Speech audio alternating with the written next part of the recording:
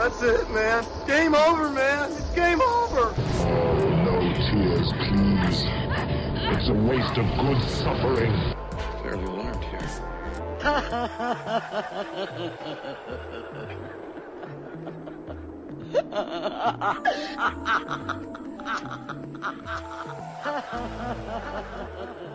Welcome to MOTN Reviews. This is Masters of the Nerdiverse Reviews, where we take a look at some of cinema's most shiniest supernovas and some that are not so brightly lit. This quantic conundrum of a podcast can be found on iTunes, Stitcher, Spreaker, SoundCloud, YouTube, iHeartRadio, Google Play, and Spotify. I'm, of course, your host, Mike G. In the figment of my imagination to my left today is, of course, my also host, Ozzy Austin. What's going on? I am here. We are here. We're going to go through this movie today. Bop, bop, bop, bop. That's the theme of the channel. Is it though? We're going to get the ghost of Prince and F. Scott Fitzgerald to sing that hook, you know? That sounds like an impossible pipe dream, so I'll just support you in that, and I will laugh in the background. It's more cruel to do that than just laugh in my face, dude. Exactly. That's more cruel. That's why you laugh like the Crypt Keeper. Man, that'd be nice. That'd be nice to do. Speaking of things that might be dead, we're talking about one of the most... I don't even know how to classify this movie, so I'm just going to give its title. Released in 2020, directed by one Charlie Kaufman. We're reviewing Netflix's own I'm Thinking About Ending Things. This movie is a goddamn trip. I will say that much. My gosh, it is. How do I typify this movie? I'm thinking about ending things. And then you have to interrupt me right when I'm saying it in my own head. What the hell? Yeah. You know? Yeah. What is this movie? So whenever we go into this movie, it's very interesting because, you know, what is your what do you see this movie as, Mike? What do you see this movie as? So I'm gonna give you. I'll tell you this. Yeah.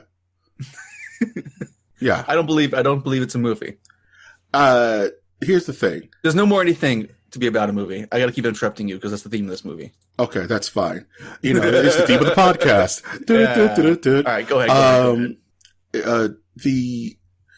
The impetus of why I wanted to record this or watch this movie in the first place was I was on YouTube and I was following I was watching I think it was a whatculture.com, which is a good channel. They do a lot of top tens and like talking points. And they were talking up, and the actual subject line was top 10 horror movies you haven't seen this year. And this was listed like number 4. And they listed it as a horror movie, but for relationships. And they were having they're having the hardest time staying vague about what this movie is actually about. And it intrigued me, you know? It is super hard to just to type down what this movie really is about. This movie, we're not going to go into deep spoilers because I really want people to watch this for themselves. This movie is hard to nail because it does everything and it does nothing at the same time. Like your sentiment that this is not a film is not wrong because the way it's structured almost deliberately breaks every rule that a movie should follow. And it does it in a beautiful, poignant, yet empty and hollow way that it leaves you both icy and hot.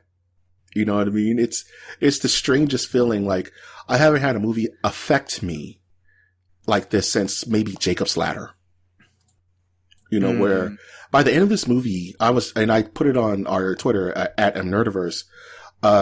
This movie, I felt moved by the end of this movie in a weird way. Like, moved, like watching like Jessica Tandy and Driving Miss Daisy or something weird. Like watching Steel Magnolias, like, because the movie doesn't let you stay on one foot for too long. Would you agree? Like, your emotions and your focus in what you think is happening is bouncing. It never stops bouncing. So you're never comfortable. watching this movie. That's a good way to put it. Because it's how do we put it? Yeah. This movie is so goddamn weird because it's not really following it's not following any kind of actual just typical idea of what a movie typically is. It's just, I had a hard time watching this, and the second time was not helping me in general, honestly. Yeah, it's one of those where the first time I watched it by myself, and I just was screaming by myself. I had no one to talk to. This movie is not on any giant radar, right? The second time I watched it with a friend because I wanted to gauge her response. And pretty much her response was, in this track record, Mike, how long does this scene last? Mike, I hate this movie. Mike, I love this movie. In that order. And it's kind of what this movie does to you. It constantly, it feels like you're having an inner ear infection in a weird way. You feel off. Like your center of gravity is never there. You know, cause, I'm being very vague about what this is even about. At its face, this movie is about a young woman who we really never get a true understanding of who they are. Mm-hmm. Where she is, going on her first major trip with her recent boyfriend to visit their parents. And I want to say, Tulsa, Oklahoma. A lot of Tulsa in my life lately. That's strange. Yeah, right. Man. And the movie is about her coming to terms with that she's considering ending their relationship, even though it's just started. But I will say, just the intro starts that chain alone, and it's so hardcore because this is like the most introspective, quiet ASMR like intro I've seen in a while. Mm-hmm. Just shot after shot after shot of quiet little things with this quiet little dialogue. And this woman just feels like she is at such a crossroads. She's having a near depressed panic, even just thinking about it. And it's like you said, it's not heavy-handed. This movie is anti-heavy-handed. It's so soft and subtle and an undercurrent that the words she's saying are hitting you so hard that you just don't kind of know what to do with yourself. Like she when you first meet her, it opens on this. It looks like maybe downtown Oklahoma, like some other city, maybe even another state, and it's sunny and bright, and she's wearing vibrant colors, and she's smiling. She looks like Mary Tyler Moore in a weird way, right? She's just, but then the moment, the movie doesn't even give you a moment to settle, because then you have the onset of this creepy figure watching her from a high rise. Mm-hmm. And the movie is shot like a horror movie in a weird way. And not necessarily jump scares and threatening music, but the camera angles and the shots they choose are unsettling and so menacing that you don't know how to feel because there's nothing going on. You know what I mean? You're so tense, but nothing's going on. And after a while, you realize that nothing like that's going to happen. Nothing will happen at this. It's just, It's so weird. It builds you up, Buttercup, and it never releases you. It never releases you. That's a good way to put it, actually. You know? And you're left with this feeling like, what did I just watch?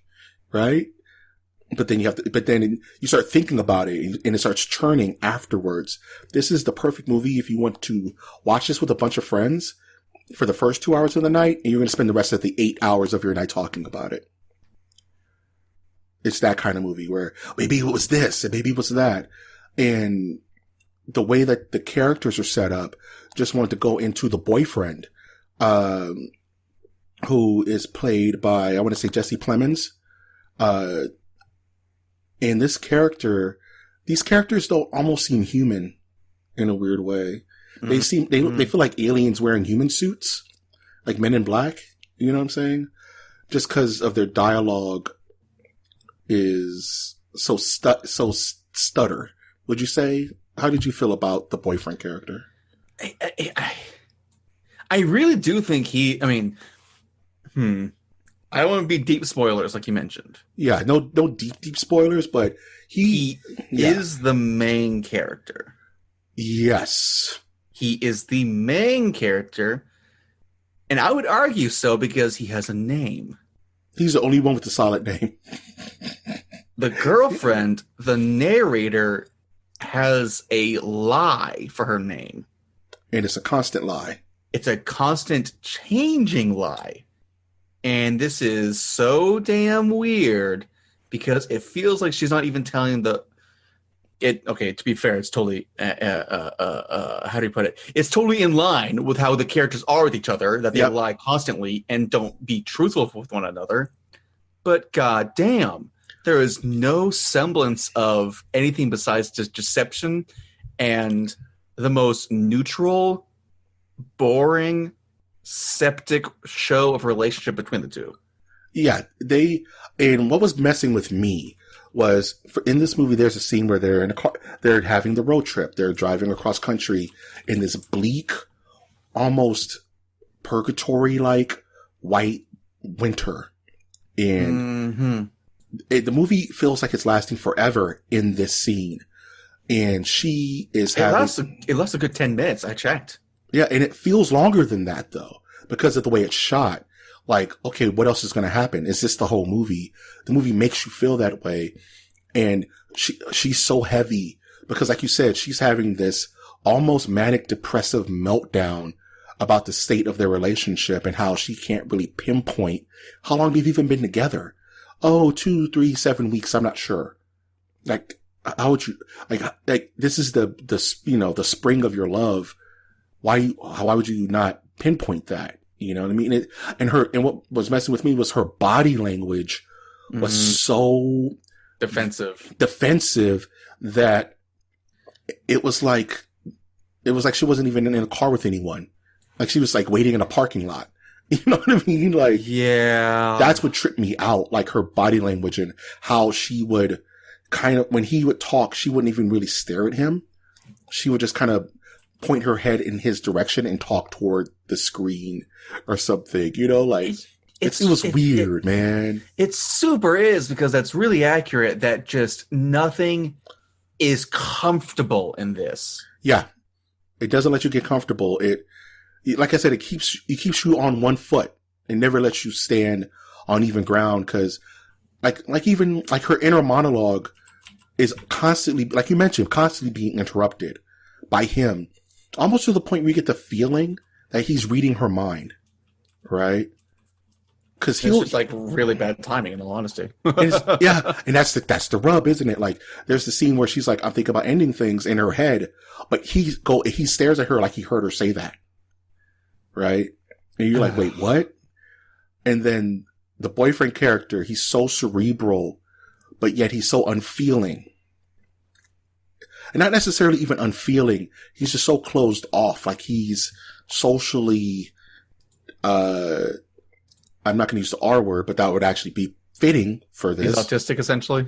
Not even that, because he just seems like socially stunted, right? Yeah, so that's a better way to put it. He's, especially with how he treats his parents, too. Jesus. Oh, yeah, let's talk about that. So, the parents' house, which is its own character. So they get to the parents' house. And the parents are played by the brilliant Toni Collette. I didn't know she was in this movie. Mm-hmm. And when I saw Toni Collette was playing the mother, that's when I was like, let's strap in. This is about to get crazy as hell, dude. Like, and it did. It really did. And Toni Collette, this woman is probably one of my favorite actresses of the last like 5 years because she sells it so hard as this mother who is actually throughout the film sundowning throughout the film, right? She has a full sundown. And for those who don't know what the term sundowning means, and please, I'm not a therapist but my understanding of the word sundowning is that it's based upon a form of Alzheimer's or dementia where the later in the evening goes, the later your mental faculties, the more your mental faculties deteriorate. Mm-hmm. This happens a lot with people with dementia and with Alzheimer's, things like that. And when you meet the mother, she's vibrant and loud and boisterous and like everything that the boyfriend Jake is not. And Jake almost resents it. Yeah, I mean? And he is very rude to his parents, left, right, and center, just like back and forth, and it's like he just can't help it. It's and the thing, and have you ever been in a situation where it's just so hard. I know that person, like where you have a friend and they're a certain way, but when they get around their parents, their whole personality changes. Have you ever seen that in people? Like they become either meek and like you could just be like, holy snap, this guy probably had a horrible, relationship with his parents, or they become real loud and aggressive. Like I've known people who, when they get around their parents, become completely different people. Yeah, that's very fair. And Jake, he was already passive, but when he got to his parents' house, he almost didn't say 2 or 3 words the whole time. And there's no, I mean, was there a reason for it? Thematically, no, I don't think so.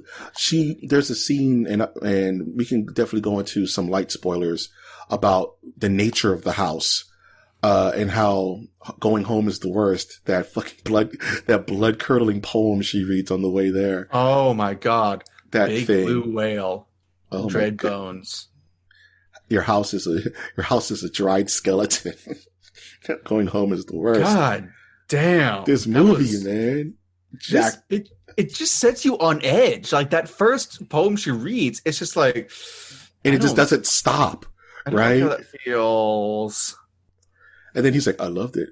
But the mom, I think their relationship is so weird because the father, who plays by character actor David Thewlis, who's been in a ton of stuff, the father is just completely ineffectual. He doesn't really have any precedent on anything.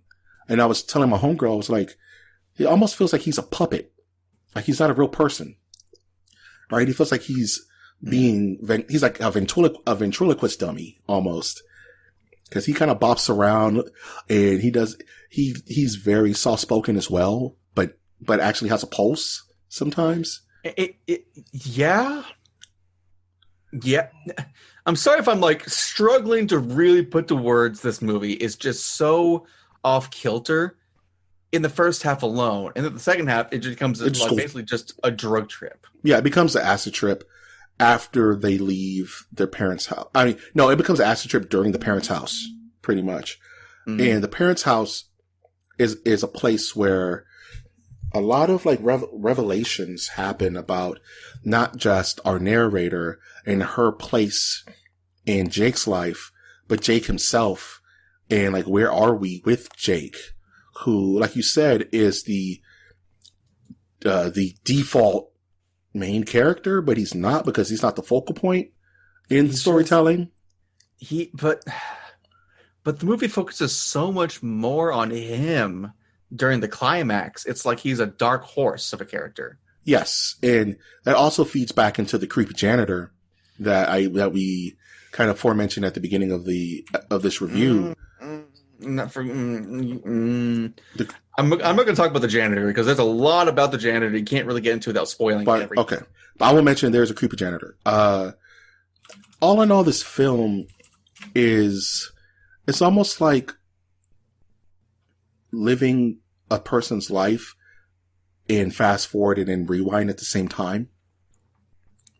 If that's too much of a spoiler, because even me making that sentence doesn't make sense. It's like their relationship based upon the beginning, middle, and end. Because this movie has 3 parts to it. The first part is the car ride. The second part is the him visiting his parents, and the third act is the climax of the film. Not necessarily even a climax, but the aftermath of them visiting their parents' home. And this movie just sets you on an emotional roller coaster that makes me feel like it's horror, but also makes me feel like it's romantic comedy, but it's not funny. because it's so dry. Romantic comedy is a interesting way to put it. Yeah, because sometimes there's some parts that are just funny, but then they take it away from you. Like, Yeah. there is a legit jump scare in this movie that got me. That got me so good. I don't even know if we're on the same wavelength. About with his mother. Oh, yeah, okay, yeah, I can see that. You know what I'm talking about? Yeah. And there's a legit jump scare, the only one. And I just was like, holy shnikes. Like, okay, this movie has me way too on edge. My brain is firing too fast watching this film. And that's a credit to Charlie Kaufman. If you ever seen any of his movies, like Being John Malkovich, Eternal Sunshine of a Spotless Mind, you know how this dude rolls. Like, he's very abstract in his approach.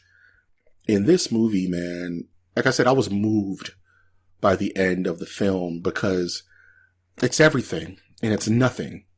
Like you said, it's not a movie, but it is a movie. It's terrifying, but it's haunting, but it's hopeful, but it breaks you down, but it builds you up. It's probably one of the most interesting movies I've seen in a very long time. It's not a movie with a whole lot of like resolution or conflict. It's more so the dynamics of what it means to be healthily communicating between two adults in a relationship and how just stupid easy it is to continue a relationship that's so shallow that no longer has any business being kept alive. And that's a point in this film, and that's kind of one of the undercurrent points, is that it's so easy to stay in a middling relationship. It's so easy to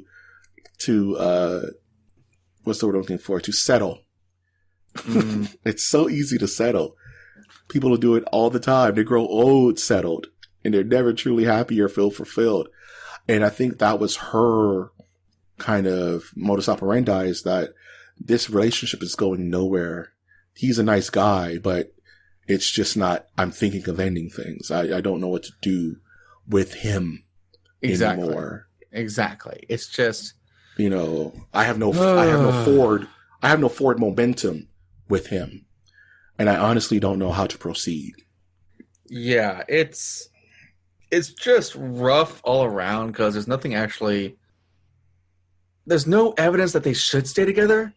But then, like, the entire last third of the movie happens, and it's like, and then there's no evidence that they are together in a weird way. There's one moment of actual relationship intimacy, and it's ruined immediately. They don't give it to you. You know what I mean? Yeah, like how they refuse to name the actual female lead. Yeah, because her name changes. She's an unreliable narrator because of the nature of relationship. Jake is, in a way, dictating her thoughts. Right? Yeah, and it doesn't help that she's essentially just a stand-in. She's almost like an allegory for Jake himself. Yeah. To like what bad relationships he's had in the past already, and how he's just constantly failing trying to get things done that his parents can approve of as well as himself. There's so much to this. I want to say a word, and I don't know if you're in this. She's a homunculus, right? She's an amalgamation of different people that he's dated over the time of his life. Exactly. And that's why things happen in the film where even her tangibility is in question. Right? Like, True. You know what I mean? Her tangibility as a human on Earth, you know, is in question about the actual events of this movie, what actually happened versus what is perceived to be happening because it's on a screen and human beings are talking to us in a camera. You know what I mean? It messes with you that way. Oh, it super does. My God. It doesn't want to give you anything straight. No, it's always a curved line. There's no emotion that it's seen through. Every emotion is halted and stopped and stuttered and interrupted with another almost oppositional feeling to throw you out of it, to keep you off your foot. There's scenes where she looks haunting. There's scenes where her personality completely changes.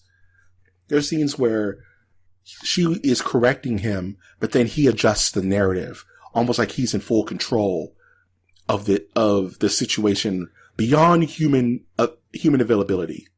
Even though he never really is. Even though what? I'm sorry. Even though he never really is. He's fully out of control throughout most of this entire movie. Yes, and he even has moments where he talks above a decimal. You know what I mean? But but when he does, it's important. And he has revelations, and he's unsure of himself in the future, of himself and exactly what he aspired to be versus what he is, versus where he's been, what he will be, what he was. You know, it's so macro, much. It's galaxy brain film directing. You know, it's galaxy brain narrative. You know, and if you try to keep up, you're only going to confuse yourself more.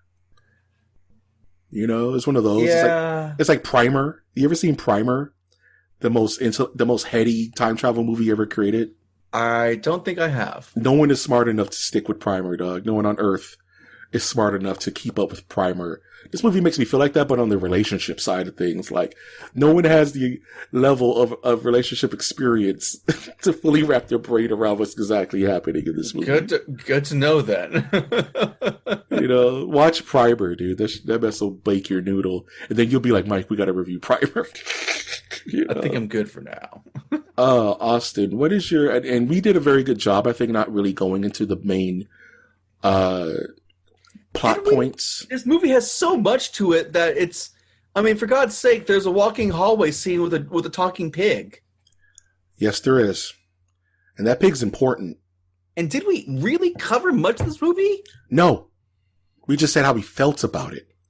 Oh, yeah, vey. Dude. And I think that's the best. I think that's the most honest review you could possibly give.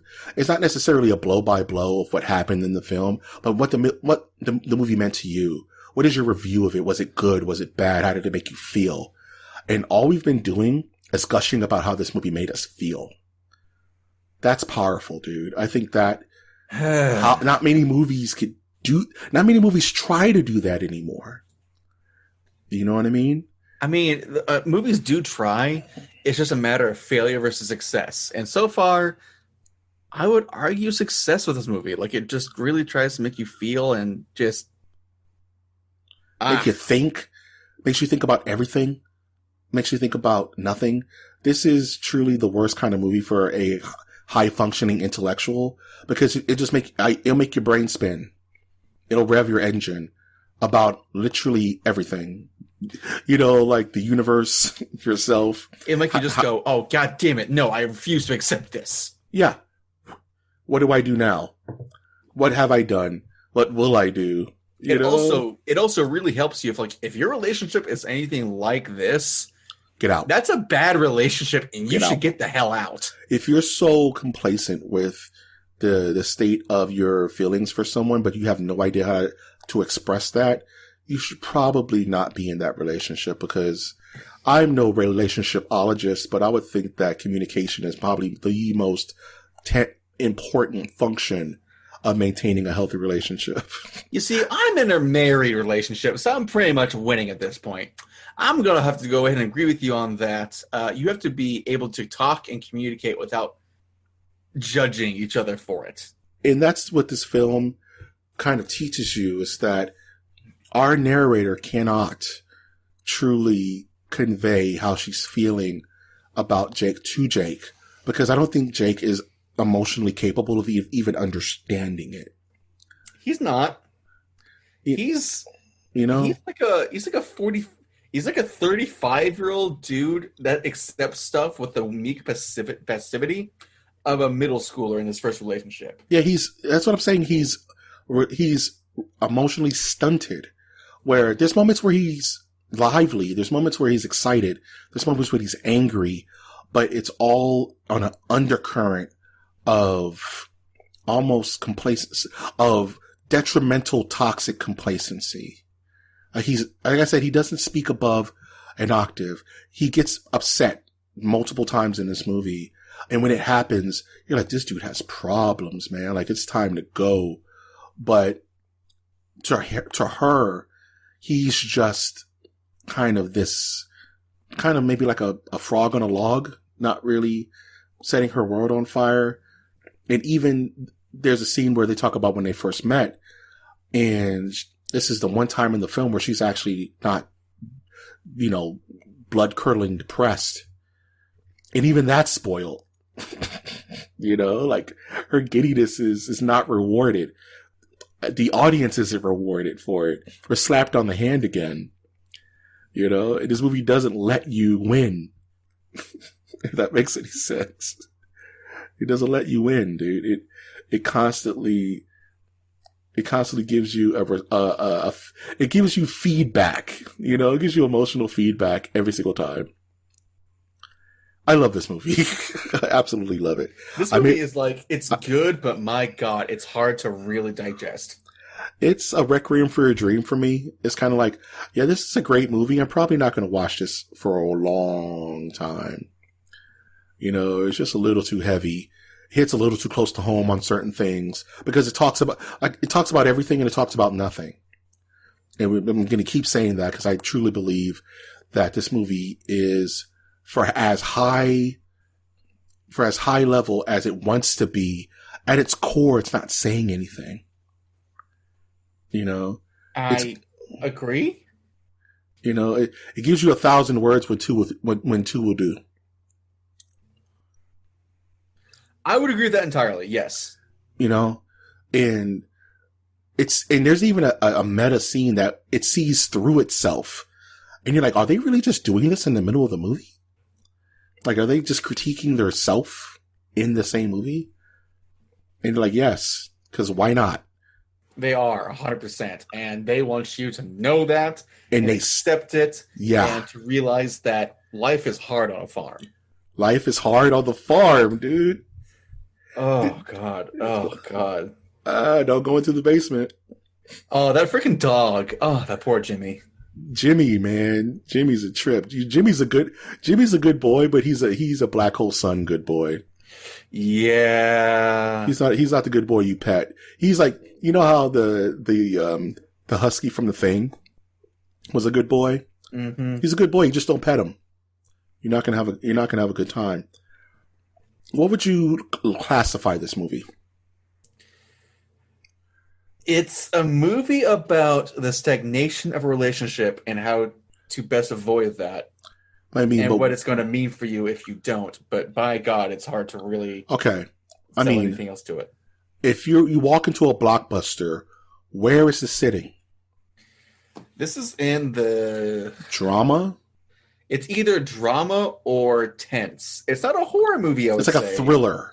It's a relationship. Is a good way to put it. Yeah, it's a relationship thriller.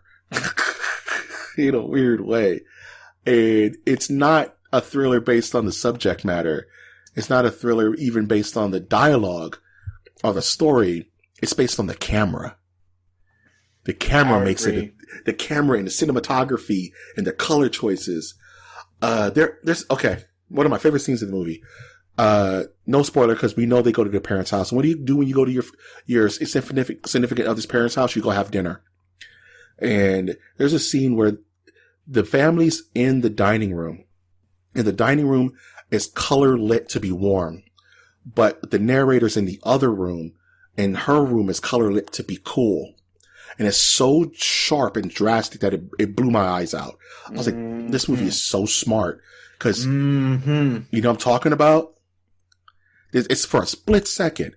But that scene is like, oh my God, like, this is so smart. Like, she's in a whole nother universe in that room. And they color coordinate the scene to where it almost feels like two worlds. Like you're passing into another plane. And in that room, everything's brighter. Her hair is brighter. Her skin tone is more lively. Everything's more lively in that scene versus what we've had to deal with since we got in that damn car.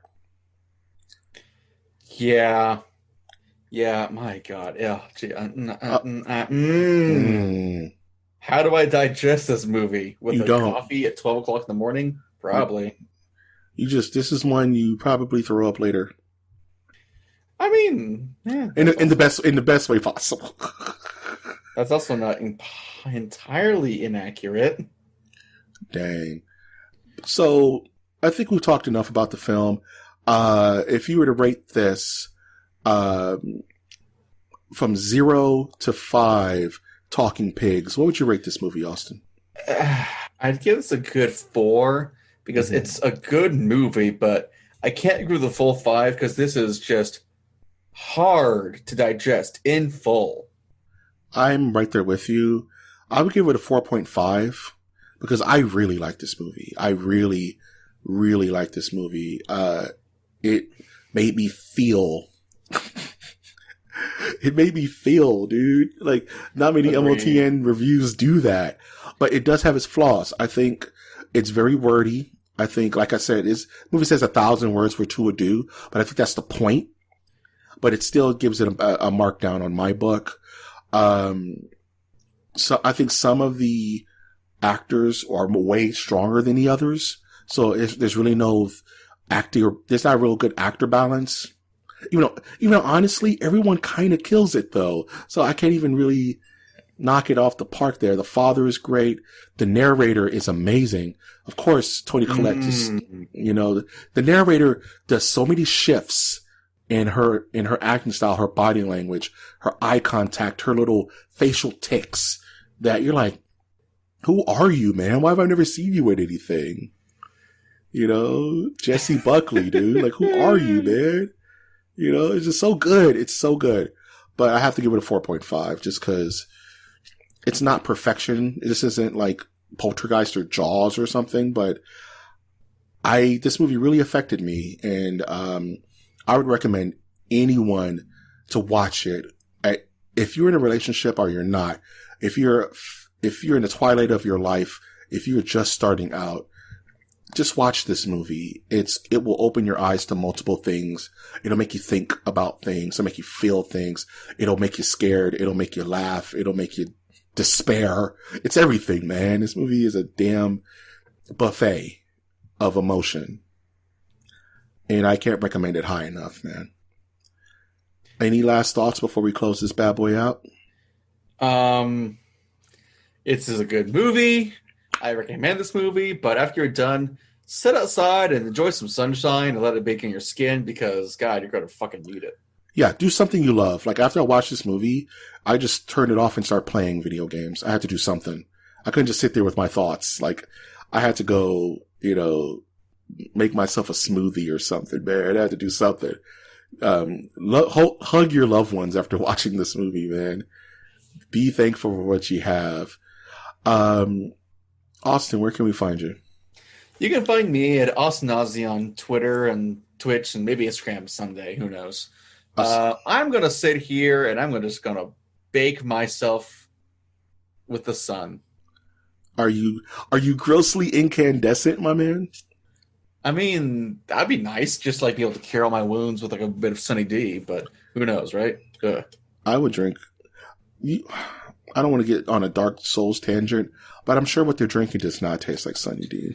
I mean, all I know is it's been like 60 degrees here recently, and I'm fucking loving it. Same here. We just got out of a really bad heat, like a heat wave. Not to mention that our state's on fire. Oh yeah, because of the gender reveal party. Yeah. It's a boom. That's not funny. It's a killer. It's killer. Queen. If you want more content like this, of course, you can follow us at our website, which is masterofthenerdiversecast.com, where you can listen to all of our archived episodes, comic book reviews, video game talk, and of course, our weekly channel. If you want to find us on social media, we're of course on Twitter, which is at mnerdiverse, where we have fun things like polls. I post weird things. Austin jumps in and throws a whoopee cushion at me every once in a while. We all laugh. It's so much fun. If you want to support us monetarily, you can always do so via Patreon, patreon.com/MOTN. Or if you want to support us non-monetarily, you can always do so by subscribing to our channels, by commenting on our posts, and by liking our content, because feedback is always important. If this is your first time listening, I would like to say hello and welcome you to the Nerdiverse. It has been a pleasure, and it has been a pleasure being here to talk about this movie with Mike, even though it has been highly confusing. We're all confused right now. I am your confused host, Mike G. And I am your boy with the most, I think, Austin. And we will always ask you to look towards the skies. Look towards the skis.